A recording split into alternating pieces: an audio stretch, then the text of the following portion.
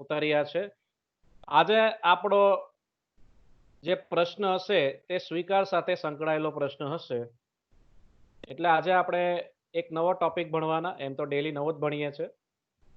પણ આજે સ્વીકાર તરફ વળશું.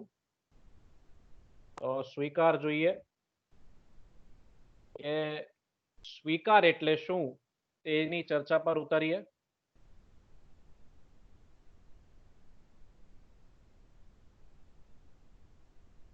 સરસ મજાની સ્ક્રીન તમને દેખાતી હશે. ફરી પાછું એકવાર તમને યાદ કરાવી દઉં. આપણો સિલેબસ એ જ છે. સિલેબસ હાલ બદલાયો નથી. અને જો કંઈક બદલાવ આવશે તો હું તમને 100% જાણ કરીશ. કે પરિસ્થિતિના આધારે કદાચ સિલેબસમાં થોડો કટ ઓફ આપણને મળે, કંઈક રાહત મળે એમ. જોઈએ, એ હજી વાર છે. હજી એવો કોઈ નિર્ણય લેવાયો નથી. કે આપણા સિલેબસમાં 15 થી 16 જેવા ચેપ્ટર છે.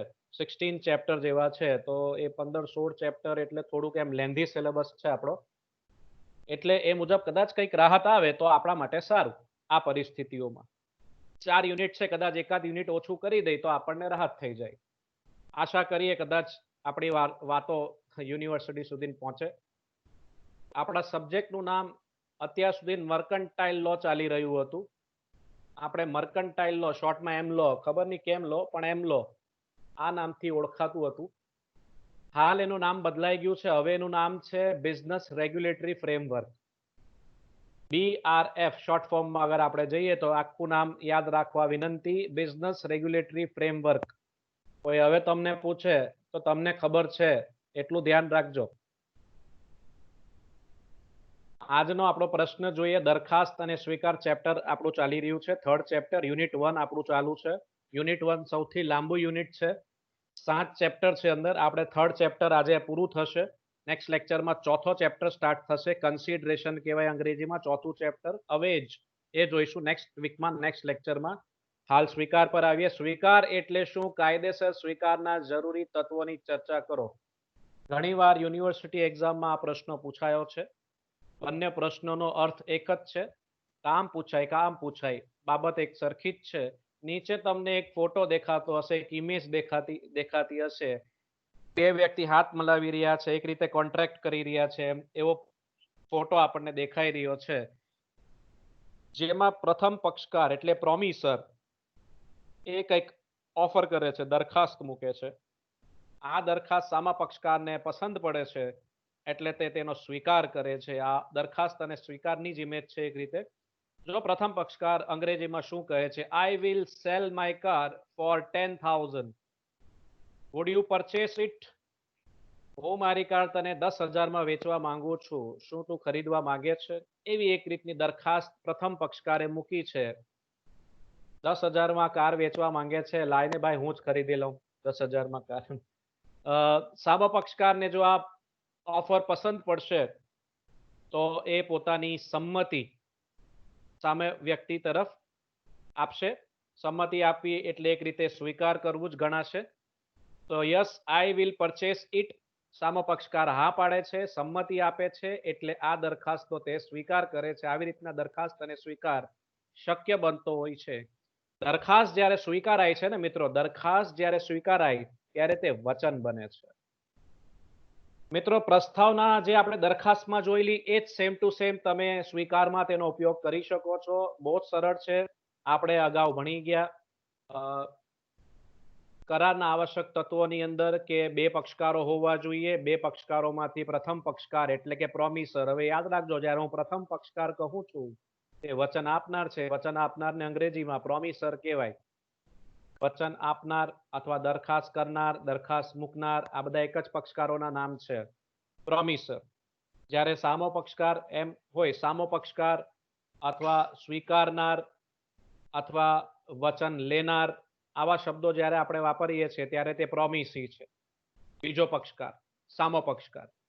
તો આ શબ્દો પર હવે જરાક ફોકસ કરજો અને ધ્યાન આપજો ને. આ બધા શબ્દો તમારા એક્ઝામમાં તેનો ઉપયોગ કરવાનો છે. એટલે જરાક શબ્દો પર ધ્યાન આપજો, ફોકસ કરજો. બે પક્ષકારો હોવા જોઈએ. તેમાંથી પ્રથમ પક્ષકાર એટલે કે પ્રોમિસર દરખાસ્ત રજૂ કરે છે, દરખાસ્ત મૂકે છે, પ્રસ્તાવ મૂકે છે, આપણને ખબર છે. અને જો આ પ્રસ્તાવ, આ દરખાસ્ત સામા પક્ષકારને એટલે કે પ્રોમિસીને પસંદ પડે છે, ગમે છે, તો એ પોતાની ઈચ્છા એટલે કે સંમતિ આપે છે. એટલે કે સ્વીકાર કરે છે. દરખાસ્ત જ્યારે સ્વીકારાય છે સાહેબ ત્યારે તે શું બને છે આપણને ખબર છે, તે વચન બની જાય છે. એ વાદા રહા. આપણે અગાઉ ચર્ચા કરી જ ગયા છે કે પોતાનું સ્કૂટર બીજી વ્યક્તિ બને ₹10,000 વેચવા માંગે છે. એટલે જે છે તે પ્રોમિસર છે અને જે છે તે પ્રોમિસી છે. બ ને એમ જણાવે કે હું 10,000 ની કિંમતે મારું સ્કૂટર તમને વેચવા માંગુ છું. આ દરખાસ્ત મૂકી એમ કહેવાય. એ બ સમક્ષ દરખાસ્ત મૂકી એમ કહેવાય. તેના જવાબમાં જણાવે કે હું તમને જણાવેલી કિંમતે તમારું સ્કૂટર ખરીદું છું. એટલે સ્વીકાર થયો. સંમતિ આપી. કોણે સંમતિ આપી? પ્રોમિસીએ, સામા પક્ષકારે. હોય તો અહીં દરખાસ્તનો સ્વીકાર થયો એમ કહેવાય. દરખાસ્ત જ્યારે સ્વીકારાય ત્યારે તે વચન બને છે. આ વચનની અંદર જ્યારે કાયદેસરની જવાબદારી ઊભી કરવાનો ઈરાદો હોય, જ્યારે કાયદેસરની જવાબદારી ઊભી કરવાનો ઈરાદો હોય, ત્યારે તે કરાર ગણાશે. તે સમજૂતી, તે વચન કરારમાં તબદીલ થશે, કરાર બનશે. એ આપણને ખબર જ છે. આ બેમાંથી જો કોઈ પણ પક્ષકારે જાત બતાવી એટલે કે જવાબદારી અદા ન કરે તો શું ગણાશે સાહેબ? કરાર ભંગ થયો છે. ને કરાર ભંગ થાય ત્યાં જંગ થાય. યાદ રાખજો, જંગ એટલે શું? કેસ થાય. એકબીજા પર કેસ કરવા પક્ષકારો ઊભા થઈ જાય છે, સામે આવી જાય છે. એક મહાભારત ચાલુ થઈ જાય છે, એક રીતે એમ કહેવાય. એટલે એવી પરિસ્થિતિનું નિર્માણ ન થાય. જે તમે વચન આપ્યું હોય તે પૂરું કરવું. जो वादा किया है निभाना चाहिए, कायदे में रहोगे तो फायदे में रहोगे. હવે આપણે આગળ વધીએ. એક્સેપ્ટન્સની વ્યાખ્યા જોઈએ. ઓફર આપણે જોઈ ગયા, દરખાસ્ત આપણે જોઈ ગયા. એક મિત્રે સરસ મજાની વ્યાખ્યા પણ આપી, મિહિરે. એ આપણને ખબર જ છે. એક પક્ષકાર બીજા પક્ષકાર, પહેલા ઓફરની વાત કરું છું, દરખાસ્તની વાત કરું છું. એક પક્ષકાર શું કરતો હોય છે? બીજા પક્ષકાર સમક્ષ કંઈક કરવા કે કંઈક ન કરવાની બાબતો નું સૂચન કરે છે, વ્યક્ત કરે છે, પોતાની ઈચ્છા વ્યક્ત કરે છે. એ કંઈક કરવા માંગે છે અથવા પોતાને કંઈક કરતા અટકાવે છે. એટલે દિલની વાત કરે છે, ઈચ્છા મૂકે છે, પોતાની ઈચ્છા મૂકે છે બીજા પક્ષકાર સમક્ષ. આવું એ શા માટે કરતો હોય છે સાહેબ? તેનો ઉદ્દેશ શું છે? કે સામો પક્ષકાર સંમતિ આપે. શું આપે? સંમતિ આપે. એટલે તમારી દરખાસ્ત કેવી હોવી જોઈએ? કે સામા પક્ષકાર સંમતિ આપે એવી તમારી દરખાસ્ત હોવી જોઈએ. હવે એ દરખાસ્તનો સ્વીકાર થવો જોઈએ. તે સ્વીકારની વ્યાખ્યા પર હવે આપણે ફોકસ કરીએ. સ્વીકાર એટલે શું? ટેકનિકલી જોઈએ, લીગલી જોઈએ. સ્વીકાર એટલે શું? સ્વીકારની વ્યાખ્યા કલમ બી માં, દરખાસ્તની વ્યાખ્યા કઈ કલમમાં આપવામાં આવી છે? 2A માં. 2A માં દરખાસ્તની વ્યાખ્યા આપવામાં આવી છે. સ્વીકારની વ્યાખ્યા 2B માં આપવામાં આવી છે. મિત્રો, કલમો યાદ રાખો તો સારું, કારણ કે ફ્યુચરમાં MCQ ટેસ્ટ આવે તો કલમો પણ પૂછે છે. તો કલમો તમે થોડુંક માઇન્ડમાં રાખવી. ઘણી બધી કલમો છે, એમ તો જેટલી તમે માઇન્ડમાં રાખો એટલું સારું. પણ કલમના આધારે જો તમે કોઈ બાબત લખો છો તો એ પરફેક્ટ હોવી જોઈએ. તેમાં શબ્દો બદલાવા જોઈએ નહીં, અર્થ બદલાવો જોઈએ નહીં. એની કાળજી રાખવી જોઈએ. સ્વીકારની વ્યાખ્યા કલમ 2B માં આપવામાં આવી છે. એમાં જણાવ્યા મુજબ જોઈએ વ્યાખ્યા. જે વ્યક્તિ સમક્ષ દરખાસ્ત રજૂ કરવામાં આવે, જે વ્યક્તિ સમક્ષ દરખાસ્ત રજૂ કરવામાં આવે એટલે કે સામો પક્ષકાર, પ્રોમિસી, તે વ્યક્તિ તે અંગે, તે વ્યક્તિ એટલે કે સામો પક્ષકાર, તે વ્યક્તિ તે અંગે પોતાની અનુમતિ વ્યક્ત કરે. એટલે પ્રોમિસી સંમતિ આપે. કોને સંમતિ આપે? પ્રથમ પક્ષકારને, પ્રોમિસરને. દરખાસ્ત મૂકવાનો આશય શું હોય છે? કે સામા પક્ષકારની અનુમતિ, સંમતિ મળે. હવે એના આધારે દરખાસ્ત એવી રીતના જ રજૂ થવી જોઈએ. દરખાસ્ત જે વ્યક્તિ સમક્ષ રજૂ થઈ છે તે વ્યક્તિ પોતાની અનુમતિ આપે, સંમતિ વ્યક્ત કરે. એ કહી દે કબૂલ હે. એ જેવી રીતના જ અનુમતિ વ્યક્ત કરશે તો શું થશે સાહેબ? ત્યારે દરખાસ્તનો સ્વીકાર થયો એમ ગણાય. ત્યારે દરખાસ્તનો સ્વીકાર થયો એમ કહેવાય. જ્યારે દરખાસ્ત સ્વીકારાય ત્યારે આપણે ઇન્ટ્રોડક્શનમાં જોયું, પ્રસ્તાવનામાં જોયું, જ્યારે દરખાસ્ત સ્વીકારાય છે ત્યારે તે શું બને છે મિત્રો? વચન બને છે. એકદમ સરળ છે. જે વ્યક્તિ સમક્ષ દરખાસ્ત મૂકવામાં આવી હોય તે વ્યક્તિ પોતાની સંમતિ, પોતાની અનુમતિ વ્યક્ત કરશે એટલે દરખાસ્તનો સ્વીકાર થયો એમ કહેવાય. દરખાસ્ત જ્યારે સ્વીકારાય છે સાહેબ, તે વચન બને છે. આમ દરખાસ્ત વચન બની શકે તે માટે તેનો સ્વીકાર ખૂબ ખૂબ જરૂરી છે. તમે દરખાસ્ત મૂકી હોય પણ એ દરખાસ્તનો સ્વીકાર જ ન થાય તો વાત આગળ વધશે નહીં, એ વચનમાં તબદીલ થશે નહીં. વચનમાં તબદીલ થશે નહીં તો મિત્રો એ કરાર બનશે નહીં. વાત ફક્ત ઓફર સુધી સીમિત રહી જશે, એ માન્ય ગણાશે નહીં. ઓફરનું સ્વીકાર થવું પણ એટલું જ જરૂરી છે, તો જ કરાર બનશે, વચન બનશે ને વચનથી એ કાયદેસરની જો જવાબદારી ઊભી કરવાનો ઈરાદો હશે તો એ કરારનો સ્વરૂપ લેશે. સરળ છે. હવે મિત્રો આપણે ચર્ચા પર ઉતરીએ. કા તમને દરખાસ્તનો પ્રશ્ન ફાઇનલમાં પૂછવામાં આવે, કા તમને સ્વીકારનો પ્રશ્ન ફાઇનલમાં પૂછવામાં આવે. અત્યાર સુધી જેટલા પણ પ્રશ્નો આપણે જોઈ ગયા ને મિત્રો, તેમાંથી એક પ્રશ્ન ફાઇનલમાં આવશે ને આવશે જ. એટલે હવે આપણે ફોકસ કરીએ કે જો સ્વીકાર, કાયદેસરનો સ્વીકાર કરવો હોય તો તેના આવશ્યક તત્વો કયા, તેની પૂર્વ શરતો કઈ બાબતોનું આપણે ધ્યાન રાખવું જોઈએ સ્વીકાર કરતી વખતે. એક સ્વીકારનારે દરખાસ્તનો સ્વીકાર કરવો હોય તો કઈ બાબતોનું ધ્યાન રાખવું જોઈએ, તો જ એ માન્ય સ્વીકાર ગણાશે, કાયદેસરનો સ્વીકાર ગણાશે. જોઈએ, સ્વીકાર સંપૂર્ણ કે બિનશરતી હોવો જોઈએ. આ પહેલો મુદ્દો છે. દરખાસ્તમાં જણાવેલી રીતે સ્વીકાર થવો જોઈએ. સ્વીકારની જાણ કરવી જોઈએ. દરખાસ્તની જાણ વિનાનો સ્વીકાર એ સ્વીકાર માન્ય નથી. જે વ્યક્તિને દરખાસ્ત કરવામાં આવે તેણે જ તેનો સ્વીકાર કરવો જોઈએ. સ્વીકાર વ્યાજબી સમયમાં થવો જોઈએ. દરખાસ્તના અંત પહેલા સ્વીકાર થવો જોઈએ. સ્વીકાર મૌખિક, લેખિત કે વર્તણૂક દ્વારા થઈ શકે છે. મિત્રો આમાંથી ઘણા મુદ્દાઓ, 3 થી 4 મુદ્દા એવા છે જે દરખાસ્તની અંદર ને સ્વીકારની અંદર કોમન છે, એક સરખા છે, એટલે બંનેમાં લાગુ પડે છે. કે જેમ કે જે રીત જણાવેલી હોય તે રીતે સ્વીકાર થવો જોઈએ, એ આપણે અગાઉ જોઈ ગયા છે. સ્વીકારની જાણ થવી જોઈએ, એવી રીતના દરખાસ્તની પણ જાણ થવી જોઈએ. જાણ થવી એટલે સંવહન થવું જોઈએ, કમ્યુનિકેશન થવું જોઈએ. પછી વ્યાજબી સમયમાં સ્વીકાર થવો જોઈએ, એ પણ આપણે જોઈ ગયા. દરખાસ્તમાં લેખિત, મૌખિક હતું, હમણાં જ મિત્રોએ જણાવેલા મુદ્દાઓ. એટલે 3 થી 4 મુદ્દા એવા છે જે બંનેમાં કોમન છે. એટલે કા દરખાસ્ત પૂછે કા સ્વીકાર પૂછે એટલું કન્ફર્મ થઈ ગયું. એટલે એક વાંચે એટલે અડધું બીજું વંચાઈ ગયું છે એમ સમજી લેવું. એટલે આવા પ્રશ્નો પહેલા ભણી લેવા, વાંચી લેવા. ચાલીએ પહેલા મુદ્દા પર જઈએ. સ્વીકાર સંપૂર્ણ અને બિનશરતી હોવો જોઈએ. Acceptance must be complete and unconditional, અથવા એમ કહેવાય કે acceptance must be absolute and unqualified.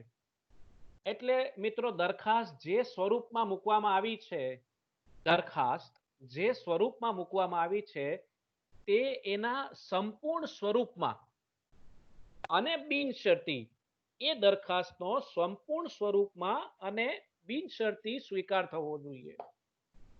જે સ્વરૂપમાં દરખાસ્ત મૂકવામાં આવી છે તે જ સ્વરૂપમાં, તેના સંપૂર્ણ સ્વરૂપમાં તેનો સ્વીકાર થવો જોઈએ. એટલે દરખાસ્ત મૂકનાર, પ્રોમિસર, દરખાસ્ત કરતી વખતે શરતો મૂકવા માંગે તો એ શરતો મૂકી શકે છે. કાયદા મુજબની વાતો કરીએ છીએ. દરખાસ્ત મૂકનાર શરતો મૂકી શકે છે. મિત્રો સમજજો બરોબર. જ્યારે સ્વીકારનાર કોઈ શરત મૂકી શકતો નથી. સ્વીકારનાર જ્યારે સ્વીકાર કરે છે, પ્રોમિસી જ્યારે સ્વીકાર કરે છે, ત્યારે તેનો સ્વીકાર સંપૂર્ણ હોવો જોઈએ. દરખાસ્તનો સ્વીકાર સંપૂર્ણ હોવો જોઈએ અને તે બિનશરતી હોવો જોઈએ. એટલે સ્વીકારનાર શરત મૂકી શકે નહીં. ક્લિયર? એટલે જોઈએ, દરખાસ્તની જે વિગતો છે અને જે શરતો છે તે બધાનો તેના મૂળ સ્વરૂપે જ સંપૂર્ણપણે સ્વીકાર થવો. જે સ્વરૂપમાં દરખાસ્ત કરવામાં આવી છે તે જ સ્વરૂપમાં સંપૂર્ણપણે તેનો સ્વીકાર થવો જોઈએ. બીજા શબ્દોમાં કહીએ તો તેમાં કોઈ ફેરફાર કરી શકાય નહીં. દરખાસ્તની અંદર જે શરતો મૂકી હોય, જે બાબતોનો ઉલ્લેખ કરવામાં આવ્યો હોય, તે તમને પસંદ હોય, ગમે તો જ સ્વીકાર કરવો. તમને જો એની અંદરની શરતો ન ગમતી હોય તો સ્વીકાર કરવો. પણ તેમાં ફેરફાર કરવાનો કે સામી દરખાસ્ત કરવાનો આપણને અધિકાર મળતો નથી. જો મૂળ દરખાસ્તમાં ફેરફાર સૂચવીને તે સ્વીકારવામાં આવે, તમે મૂળ દરખાસ્તમાં ફેરફાર કરીને તેનો સ્વીકાર કરો તો તે સ્વીકાર કહેવાય નહીં. તમે મૂળ દરખાસ્તની અંદર ઓરિજિનલ ઓફરની અંદર તમે કોઈ ફેરફાર કરી શકો નહીં. જો તમે ફેરફાર કરીને સ્વીકાર કરો તો એ સ્વીકાર માન્ય ગણાશે નહીં.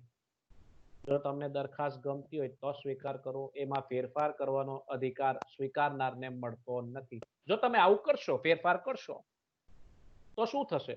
તો એ સામી દરખાસ્ત ગણાય, કાઉન્ટર ઓફર થઈ જશે. 11,000 નો કમ્પ્યુટર નહીં જોઈએ તારો 7,000 માં આપું જ, તો એ સામી દરખાસ્ત થઈ જશે. સામી દરખાસ્ત કરશો એટલે મૂળ દરખાસ્તનો અંત આવી જાય એવું આપણે ભણી ગયા. બરાબર છે? તો ત્યાં સ્વીકાર શક્ય બનશે નહીં. જો તમે સામી દરખાસ્ત કરશો, કાઉન્ટર ઓફર કરશો, તો તેવા સ્વીકારમાંથી કાયદેસર કરાર ઉદ્ભવી શકશે નહીં.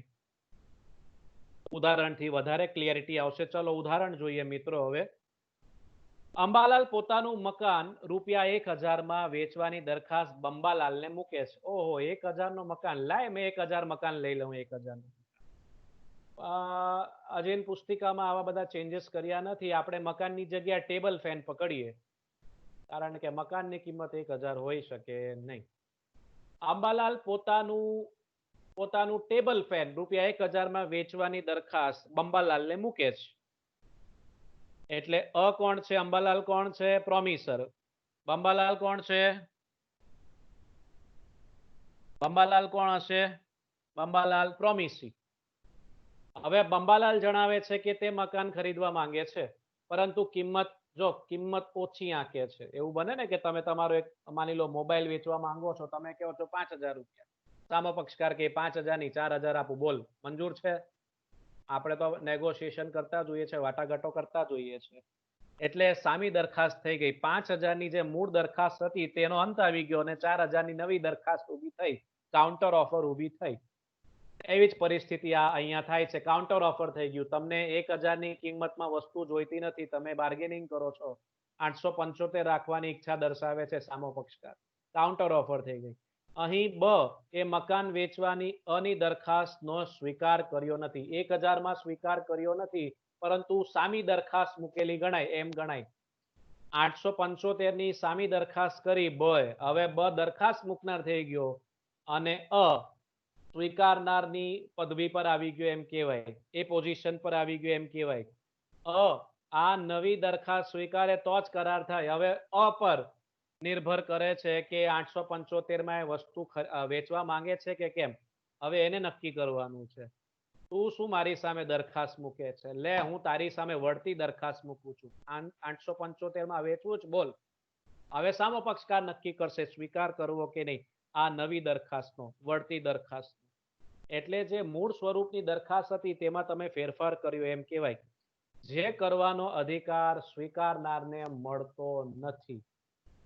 એટલે મૂળ દરખાસ્ત અહીં રદ થઈ જાય છે. ભવિષ્યમાં એ વસ્તુ હવે તમે કાયદો ના પાડે છે, ભવિષ્યમાં હવે એ વસ્તુ તમે 1,000 ની ખરીદી શકો નહીં. પ્રેક્ટિકલી આપણે ચલવી લઈએ છીએ. 875 ની તમે ઓફર રાખો છો, સામો પક્ષકાર ના પાડી દે, પછી 2 દિવસ પછી પાછો પેલો ઉભો થાય, લાવની પેલો 1,000 માં લાવ, કઈ નહીં, લાવ તારો ટેબલ ફેન. હવે સામો પક્ષકારે એને આ વસ્તુ નહીં વેચવી જોઈએ, કાયદો ના પાડે છે. અમુકને તો ઈગો હોય ને, હવે તો તને આપું જ નહીં ને, 1,000 તું 1,500 આપે તો તને નહીં આપું. એવી પરિસ્થિતિનું નિર્માણ થાય છે. નોર્મલી ઘણા લોકો ચલવી લે છે પ્રેક્ટિકલી, લાય 1,000 આવી ગયા, લઈ જા ટેબલ ફેન. તો અમુક ના પણ પાડે, ઈગો આવી જાય એક રીતે. કાયદો ના પાડે છે. આપણે એકવાર ના પડાઈ ગઈ તો પછી તમે એનો સ્વીકાર કરી શકો નહીં, કરવો જોઈએ નહીં. કાયદો ના પાડે છે. બીજો ઉદાહરણ જોઈએ. એક કેસનો ચુકાદો છે, નીલ વર્સિસ મેરિટ, 1930 નો કેસ છે. 280 પાઉન્ડમાં જમીન વેચવાની અની દરખાસ્તનો સ્વીકાર કરે.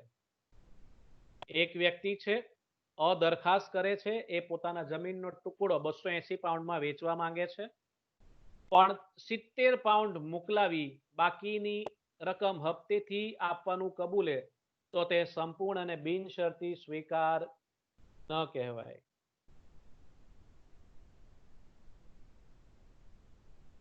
મિત્રો, અહીં શું કરવામાં આવ્યું છે? અહીં એક જે સ્વીકારનાર છે એ શું કરે છે? એ સંપૂર્ણ અને બિનશરતી સ્વીકાર કરતો નથી. એક રીતે શરત મૂકે છે. શરત શું મૂકે છે? કે 280 પાઉન્ડ એક સાથે નહીં આપું, પણ હું તને ઇન્સ્ટોલમેન્ટ્સમાં આપીશ. દરખાસ્ત મૂકનારે એવી કોઈ શરત મૂકી ન હતી કે તમારે ઇન્સ્ટોલમેન્ટમાં પેમેન્ટ આપવાનું છે. એનો અર્થ શું થાય છે કે 280 તમારે પૂરા આપવાના છે. પણ અહીં 70 પાઉન્ડ ડાઉન પેમેન્ટ કરવાની વાત થાય છે ને બાકીની રકમ હપ્તેથી આપવાની વાત કરે છે. એટલે આ સંપૂર્ણ સ્વીકાર ગણાશે નહીં. આ શરતી સ્વીકાર થઈ ગયું. કેવું સ્વીકાર થઈ ગયું? શરતી. શરત મૂકી દીધી કે બાકીના રકમ હપ્તેથી આપીશ. આવી જો શરત મૂકી હોત ને પછી આવી રીતના સ્વીકાર કરવામાં આવે તો એ બરાબર છે. દરખાસ્ત કરનારે આવી શરતો મૂકી હોય તો ડન. પણ સ્વીકારનાર આવી શરતો મૂકી શકે નહીં કે હું તમને પેમેન્ટ હપ્તેથી આપીશ. આવી રીતની કબૂલાત ચાલશે નહીં, માન્ય ગણાશે નહીં. એટલે આ સ્વીકાર માન્ય ગણવામાં આવ્યો ન હતો. દરખાસ્તમાં જણાવેલી રીતે સ્વીકાર થવો જોઈએ. દરખાસ્તમાં જે તે રીત જણાવી હોય તે જ રીતે તેનો સ્વીકાર થવો જોઈએ. તમારે રીત બદલવાની નથી, પદ્ધતિ બદલવાની નથી. દરખાસ્ત મૂકનારે શરતની અંદર એવી શરતનો ઉલ્લેખ કર્યો હોય કે તમારે સ્વીકાર ફક્ત અને ફક્ત તાર દ્વારા કરવો, તો તમારે તાર દ્વારા તેનો સ્વીકાર કરવો જોઈએ. ટેલિગ્રામ દ્વારા તમારે તેનો સ્વીકાર કરવો જોઈએ. પછી ટપાલ દ્વારા તમે તેનો સ્વીકાર કરશો તો એ માન્ય ગણાશે નહીં. દરખાસ્ત મૂકનાર જ્યારે દરખાસ્ત મૂકે છે ત્યારે એ સ્વીકારવાની પદ્ધતિ કે રીત જણાવતો હોય તો એ જ રીત, એ જ પદ્ધતિના આધારે આપણે તેનો સ્વીકાર કરવો જોઈએ. જો આપણે એની પદ્ધતિ બદલી નાખશું તો એ સ્વીકાર માન્ય ગણાશે નહીં. કાયદો ના પાડે છે. નોર્મલી આપણે ચલવી લેતા હોઈએ છીએ કે કોઈક તમારી સામે ઓફર મૂકે કે ભાઈ વોટ્સઅપ દ્વારા તમારી સમક્ષ કોઈ દરખાસ્ત મૂકી હોય, ઓફર મૂકી હોય ને તમને ઓફર ગમતી હોય તો તમે એનો એક્સેપ્ટન્સ, તમારે એનો એક્સેપ્ટન્સ વ્યાજબી રીતે કરવું હોય તો તમારે વોટ્સઅપ દ્વારા જ તમારે એનો એક્સેપ્ટન્સ કરવો જોઈએ, સ્વીકાર કરવો જોઈએ. એ વ્યાજબી રીત ગણાશે. જો રીત ન જણાવેલી હોય તો, રીત ન જણાવી હોય તો. પણ જો રીત જણાવી હોય કે તમને આ વસ્તુ પસંદ હોય ને તમે ઓર્ડર મૂકવા માંગતા હોય, સ્વીકાર કરવો હોય તો વોટ્સઅપ દ્વારા કરો. રીત જણાવી તો વોટ્સઅપ જ કરવાનું. પણ તમે વોટ્સઅપની જગ્યાએ મેલ કરશો તો માન્ય ગણાશે નહીં. રીત જણાવેલી હોય તો જે રીતે જણાવે તે જ રીતે સ્વીકાર થવો જોઈએ. રીત ન જણાવી હોય તો વ્યાજબી રીતે તેનો સ્વીકાર થવો જોઈએ. આ બે મુદ્દા તમારે આની અંદર ચર્ચા કરવાની. Simple, right? સ્વીકારની જાણ કરવી જોઈએ. સ્વીકારની જાણ કરવી જોઈએ. સુપર મુદ્દો છે. તમને કોઈ દરખાસ્ત, તમે જેવી રીતના જ કોઈ દરખાસ્ત એમ વાંચો છો, જોઈ જાઓ છો, મન મેં લડ્ડુ ફૂટા એવું થાય છે. તમને દરખાસ્ત ખૂબ ગમી જાય છે. કદાચ દરખાસ્ત મૂકનાર ગમી જાય, ડિપેન્ડ્સ. દરખાસ્ત કરનાર ગમી જાય, એની દરખાસ્ત ગમી જાય. જેવી રીતના દરખાસ્ત ગમે એટલે મન મેં લડ્ડુ ફૂટા એવું થાય. મન મેં લડ્ડુ ફૂટા એટલે તમને દરખાસ્ત ગમે છે, મનમાં સ્વીકાર કરી લો છે કે ના આ તો લઈ જ લેવાયેલા, મફતના ભાવે મળે છે એવું લાગે છે. ઘણી ફેરી દરખાસ્ત તો એવી હોય છે કે ભાઈ 1 પર 2 ફ્રી. ઓહો, લાવ આવા દે. મનમાં સ્વીકાર કરી લઈએ છે કેટલીક ફેરી, લઈ જ લેવું જોઈએ. ક્યારેક એવું હોય કે 80% ડિસ્કાઉન્ટ, ચલો હમણાં જ લઈ લઈએ. મનમાં એવો વિચાર આવી જાય છે. પણ તમે તમારા મનમાં જ વિચાર રાખો છો. આ વિચારની જાણ સામા પક્ષકારને એટલે કે દરખાસ્ત મૂકનારને કરતા નથી, જાણ કરતા નથી, કમ્યુનિકેશન કરતા નથી, સંવહન થતું નથી, તો સામા પક્ષકારને સપનું આવે છે કે તમને આ ઓફર ગમી ગઈ છે ને તમે એનો સ્વીકાર કર્યો છે. એટલે મનમાં સ્વીકાર કરો છો, મનમાં સ્વીકાર કરશો તો એ માન્ય સ્વીકાર કહેવાશે નહીં, ગણાશે નહીં. કાયદાની દ્રષ્ટિએ એ સ્વીકાર માન્ય નથી. તમે તમારા વિચારો મન સુધી સીમિત રાખો છો. મનમાં શા માટે રાખો છો? ગમતી હોય તો કહી દો ને ગમે છે. એટલે દરખાસ્ત ગમે છે, સ્પષ્ટ કહી દો સામા પક્ષકારને, ભાઈ તારી દરખાસ્ત ગમી છે, હું તેનો સ્વીકાર કરું છું. આમ સ્પષ્ટ જણાવો. સ્પષ્ટ નથી જણાવતા, મનમાં રાખો છો તો એ માન્ય સ્વીકાર ગણાશે નહીં. માન્ય સ્વીકાર ગણાશે નહીં તો એ કરાર બનશે કેમ? ચલો એ કેસની વિગત જોઈએ. એ બ પાસેથી ઘોડો ખરીદવાની દરખાસ્ત કરી હોય, એ બ પાસેથી ઘોડો ખરીદવાની દરખાસ્ત કરી હોય અને બ એ પોતાના માણસને એમ જણાવ્યું હોય કે એ ઘોડો અને વેચેલો હોય, બીજા કોઈને આપવો નહીં. તો પણ કરાર અસ્તિત્વમાં આવતો નથી. હવે અ નામની વ્યક્તિ એટલે કે પ્રોમિસર, એ પ્રોમિસીને એમ જણાવે છે કે એ બ પાસેથી ઘોડો ખરીદવાની દરખાસ્ત કરે છે. એટલે અ એ બ પાસેથી ઘોડો ખરીદવા માંગે છે. બ એ પોતાના માણસને, બ કોને જણાવે છે? એના નોકરને જણાવે છે, થર્ડ પાર્ટીને જણાવે છે કે આપણે આ ઘોડો વેચી નાખ્યો છે. કોને વેચી નાખ્યો છે? અને વેચી નાખ્યો છે. પણ અને તો ખબર જ નથી કે તમે સ્વીકાર કર્યો છે. બ એ અને જણાવ્યું નથી કે હું તને આ ઘોડો વેચવા માંગુ છું. એવી હા પાડતો નથી, મનમાં હા પાડે છે. અને પોતાના નોકરને કહે છે કે આપણે આ ઘોડો બીજા કોઈને હવે આપણે વેચવાનો નથી, આપણે અને વેચી દીધો છે. આ દરખાસ્તનો સ્વીકાર બ પોતાના મનમાં રાખે છે. એને શું કરવું જોઈતું હતું? અને કહેવું જોઈતું હતું, કહેતો નથી, વિચારો મનમાં રાખે છે. અહીં જે દરખાસ્તનો સ્વીકાર કરવામાં આવ્યો છે એ સ્વીકાર થયો જ નથી. એ સ્વીકાર મનમાં જ રહ્યો છે. સ્વીકારની જાણ થઈ નથી, એટલે માન્ય સ્વીકાર ગણાશે નહીં. એવું એક કેસનો જજમેન્ટ છે, ફેલ્ટ હાઉસ વર્સેસ બિન્ડલી. બીજો એક કેસ બ્રોચડેન વર્સેસ મેટ્રોપોલિટન રેલવે. બીજા મુદ્દા પર બીજા કેસ પર છે આપણે. બ્રોચડેન વર્સેસ મેટ્રોપોલિટન રેલવે કંપનીનો કેસ આપણે એ જોઈએ. રેલવેને કોલસા પૂરો પાડનારે, રેલવે કંપનીને કોલસા પૂરા પાડવાની વાત થાય છે. કોલસો પૂરું પાડનાર કોણ? તો કે મિસ્ટર બી, બ્રોચડેન નામની વ્યક્તિ એ સમજૂતીનો મુદ્દો રેલવે કંપનીના મેનેજરને મોકલ્યો. એટલે સમજૂતીની ડિટેલ્સ રેલવે કંપનીના મેનેજરને મોકલાવ્યા છે. હવે મેનેજર તે ડિટેલ્સ પર મંજૂર છે એવો શેરો કરી સોલિસિટર એટલે કે લોયરને ત્યાં કરારનો યોગ્ય દસ્તાવેજ કરાવવા મોકલવાના ઈરાદાથી ખાનામાં મૂકી રાખ્યો. સમજો, રેલવેને કોલસા પૂરો પાડનારે એટલે કે મિસ્ટર બી એ શું કરે છે? સમજૂતીની ડિટેલ્સ રેલવે કંપનીના મેનેજરને એટલે કે મેટ્રોપોલિટન રેલવે કંપનીના મેનેજરને મોકલાવે છે. એગ્રીમેન્ટની ડિટેલ્સ મોકલાવે છે. એગ્રીમેન્ટની ડિટેલ્સની અંદર કોલસા સપ્લાય કરવાની ડિટેલ્સ આપી છે એને. ભાવ હશે, ક્વોન્ટિટી હશે, વગેરે વગેરે. મેનેજરને આ ઓફર, આ દરખાસ્ત ગમી. આ એગ્રીમેન્ટની જે ડિટેલ્સ હતી એટલે કે દરખાસ્ત હતી, ઓફર હતી, તે ગમી. એ એના પર લખી નાખે છે એક્સેપ્ટેડ. એને આ દરખાસ્ત ગમે છે ને તરત જ એ કાગળ ઉપર, એગ્રીમેન્ટ ઉપર લખી નાખે છે મંજૂર છે. અને એ વિચારે છે મનમાં કે આપણે આ જે મેનેજર છે એનો જે લોયર છે, કંપનીનો જે લોયર છે, તેને એ આગળ રવાના કરશે. પણ એ રવાના થતી નથી. એ સમજૂતી મંજૂર કરીને, એક્સેપ્ટેડ કરીને પોતાના ડ્રોવરમાં મૂકી દે છે અને ભૂલી જાય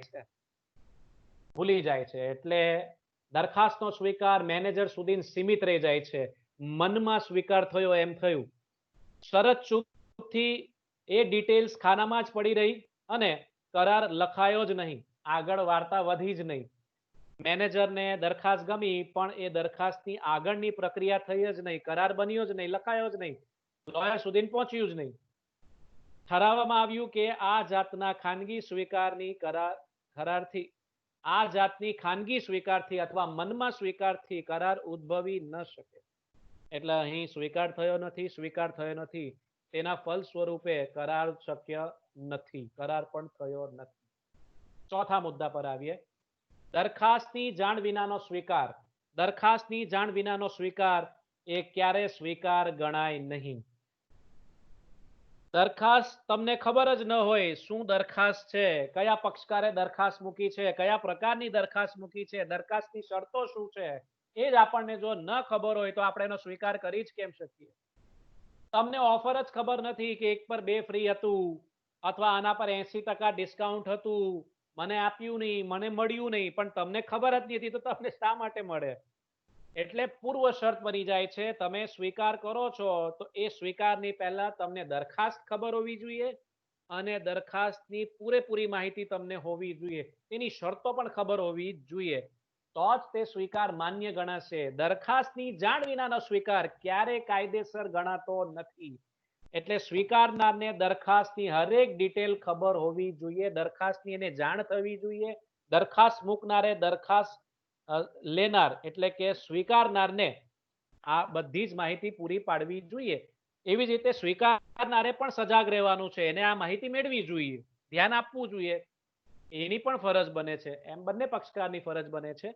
પણ સજાગ રહેવાનો રહેવાની ફરજ સૌથી વધારે કોના ઉપર? સામા પક્ષકાર ઉપર. ચલો જોઈએ. ઉદાહરણ જોઈએ. ટિકિટ પર છાપેલી શરતો ઉતારુંનું એટલે કે પેસેન્જરનું ધ્યાન ખેંચે એવી રીતે છાપેલી ન હોય તો ટ્રેનમાં કે બસમાં બેસનાર પેસેન્જરે તો એને સ્વીકાર કરેલો ગણાય નહીં.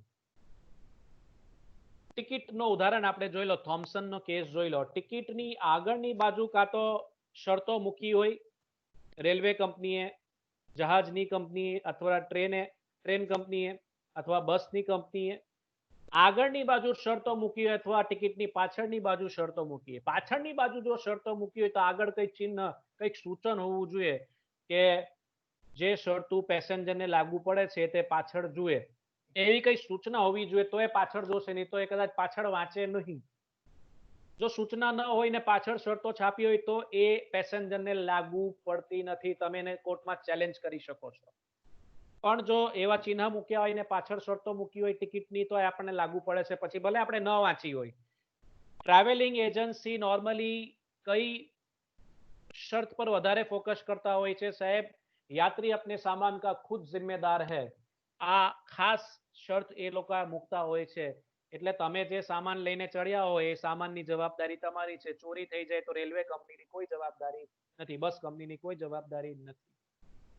પણ જો તમને આ શરતોની જાણ જ ન હોય તો સ્વીકાર માન્ય ગણાશે નહીં. તમે દરખાસ્તનો સ્વીકાર કર્યો જ નથી એમ માનવામાં આવે.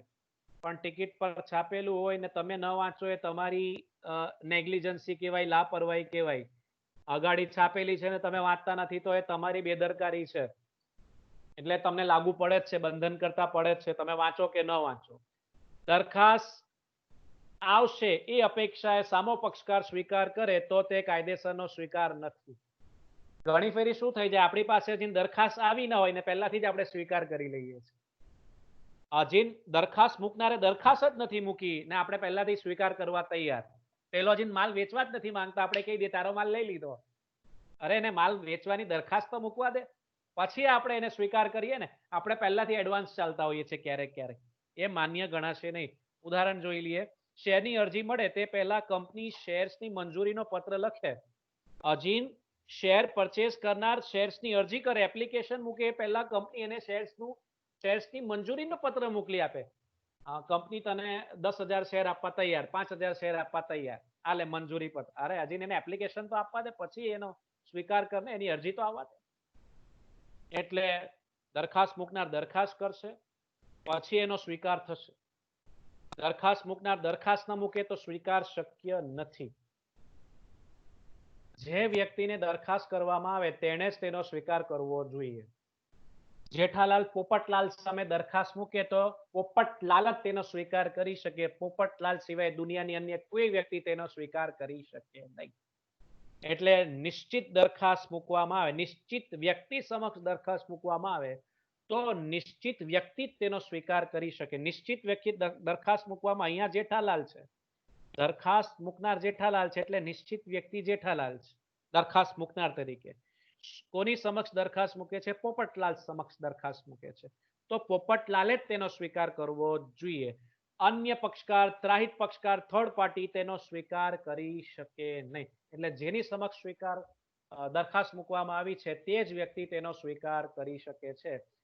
વધુ માહિતી માટે તમે નીચે મેં કેસની ડિટેલ, બોલ્ટન વર્સિસ જોન્સની ડિટેલ મૂકેલી છે.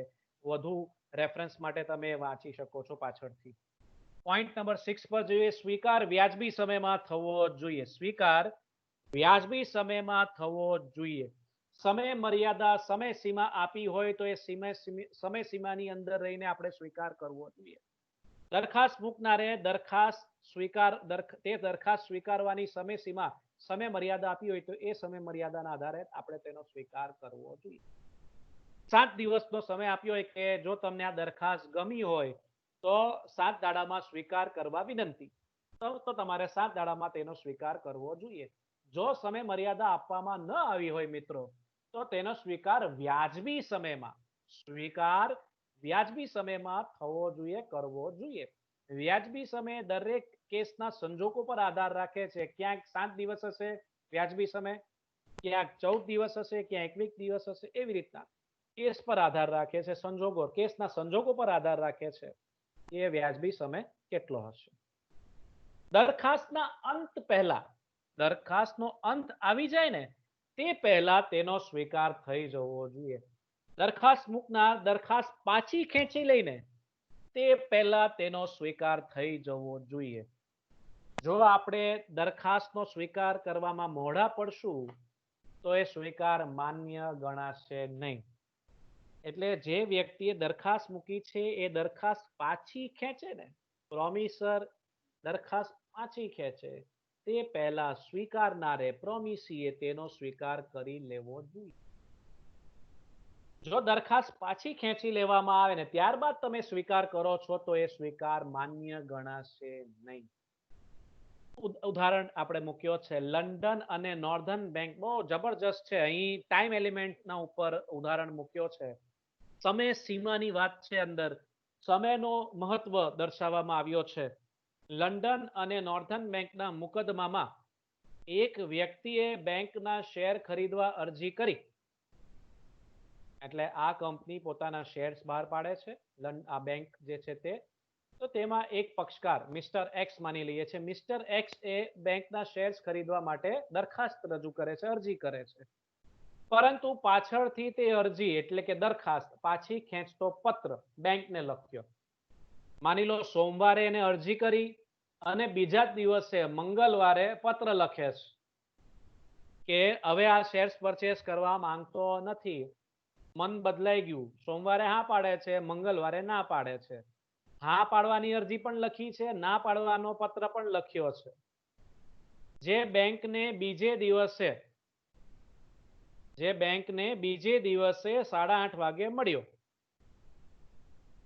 બરાબર છે. બુધવારે માની લઈએ, બુધવારે સવારે 8:30 વાગે મળ્યો. પરંતુ બેંકે તેની અરજીનો સ્વીકાર કરી, 7:30 વાગે. હવે પત્ર કેટલા વાગે મળ્યો? બુધવારે માની લો સવારે 8:30 વાગે મળ્યો. એ જ દિવસે બુધવારે આ અરજીનો સ્વીકાર 7:30 વાગે તે પત્ર પોસ્ટ કરે છે બેંક. અરજીનો પત્ર પહેલા મળ્યો, તે અરજીનો સ્વીકાર બેંકે કર્યો, બરાબર છે. એ અરજી બુધવારે સવારે 7:30 વાગે કરે છે. એટલે કે પત્ર પોસ્ટ કરવા આપેલો છે, હજી પોસ્ટ થયું નથી. પત્ર લખીને સ્વીકાર કરી દેવામાં આવે છે પણ હજી પોસ્ટ થયું નથી. આ જ અરજી, જે અરજી કરવામાં આવેલી તેનો ઇનકાર કરતો પત્ર 1 કલાક બાદ મળે છે. 7:30 વાગે પોસ્ટ કરવા માટે પત્ર તૈયાર છે, પણ 8:30 વાગે ના કરતો પત્ર, ઇનકાર કરતો પત્ર, શેર્સ જોઈતા નથી તે પત્ર 8:30 વાગે મળે છે. 8:30 વાગે અરજી પાછી ખેંચતો પત્ર મળ્યો ત્યાં સુધી બેંકનો પત્ર પોસ્ટ થયો ન હતો. 7:30 વાગે પત્ર લખાઈ ગયો હતો પણ હજી પત્ર પોસ્ટ થયો ન હતો. સ્વીકારનારે સ્વીકાર હજી કર્યો નથી. 8:30 વાગે જ્યારે ઇનકારનો પત્ર મળ્યો બેંકને ત્યાં સુધી સ્વીકારનો પત્ર પોસ્ટ થયો નથી. એટલે આ સ્વીકાર માન્ય ગણાશે નહીં.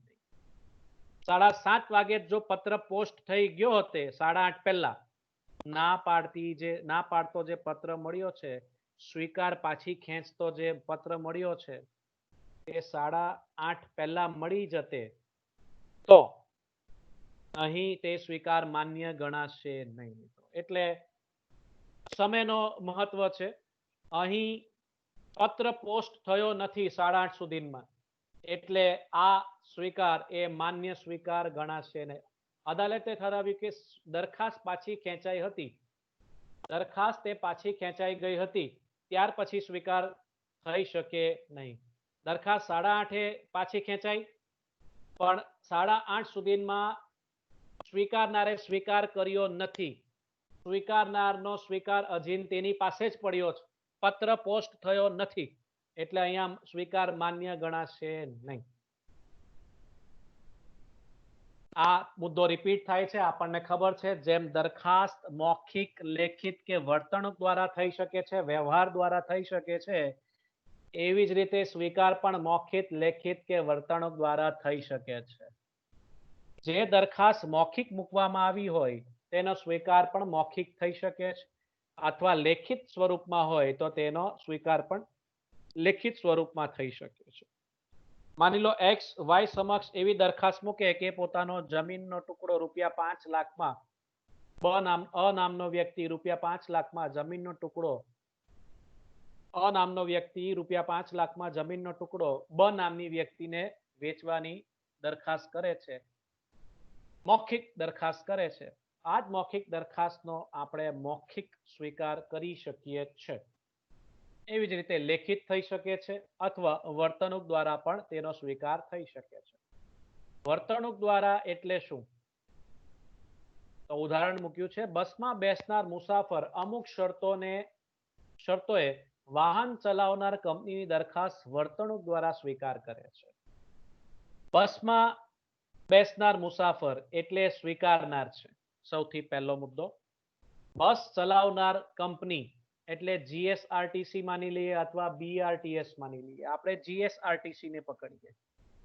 સુરતથી અમદાવાદ જવું હોય તો સુરતથી અમદાવાદ જવા માટે દરેક કલાકે નિશ્ચિત રૂટ હશે, નિશ્ચિત બસો નક્કી કરી દેવામાં આવેલી હોય છે. તો એના આધારે આપણે એ સેવાનો લાભ લઈ શકીએ છીએ. નિશ્ચિત રૂટ પર બસ ચાલવાની છે, પહેલાથી નક્કી છે, એટલે દરખાસ્ત છે. બસ કંપનીની જાહેર જનતાને દરખાસ્ત કરવામાં આવી છે. દરખાસ્ત કરવાનો એના વર્તણૂકના આધારે દરખાસ્ત મૂકે છે. એના વર્તનના આધારે દરખાસ્ત મૂકે છે. એનું રોજનું કામ છે. એવી જ રીતે આપણે જો એ બસની અંદર બેસીને આ સેવાનો લાભ લઈએ એઝ અ પબ્લિક, જાહેર જનતાના આધારે, તો આપણે આપણા વર્તનના આધારે, વ્યવહારના આધારે, વર્તણૂક દ્વારા આપણે આ બસ કંપનીની દરખાસ્તનો સ્વીકાર કર્યો છે. જે સ્વીકાર આપણે ગર્ભિત સ્વીકાર માનતા હોઈએ છીએ. વર્તણૂક દ્વારા આપણે આ સ્વીકાર કરતા હોઈએ છીએ. આપણા વ્યવહારના આધારે, વર્તનના આધારે સ્વીકાર કરતા હોઈએ. તો મિત્રો, અહીં આપણે આજનો ટોપિક પૂરો થાય છે. સરસ મજાનો ટોપિક હતો સ્વીકાર. હવે આ સિવાય તમને હવે કોઈ પ્રશ્ન હોય તો તમે એ પ્રશ્ન હવે પૂછી શકો છો.